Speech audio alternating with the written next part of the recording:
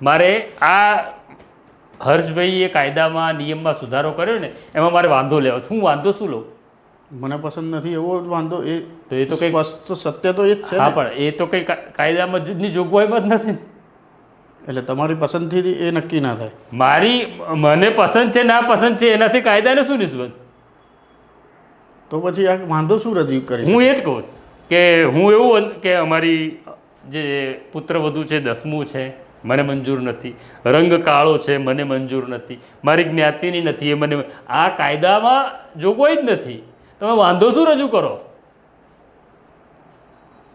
તો જ્યાં હતા ત્યાં જ તો પાછા જ્યાં હતા ત્યાં જ આવ્યા છો તમે. ખાલી મહિનાનો ગાળો વધારી આપ્યો તમે નોંધણી કરવાનો. લગ્ન થવું અને નોંધણી થવી બેમાં અંતર છે. મેં નોંધણી નથી કરાવી, મારા બાપાએ લગ્નની નોંધણી નહોતી કરાવી. મોટાભાગે એ વખતે તો એમણે એનો અર્થ એવો નથી. ગામડાઓમાં આ દેશની અંદર લાખો લોકો એવા છે કે જેમના લગ્ન થયા છે, લગ્નની નોંધણી નથી થઈ, એટલે એમના લગ્ન રદબાતલ નથી થતા.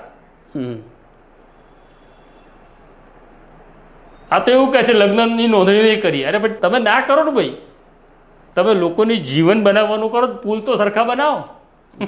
પુલ તૂટી જાય છે એની ચિંતા કરતા નથી, અને લોકોએ કેવી રીતના જીવવાનું એની ચિંતા તમે કરો.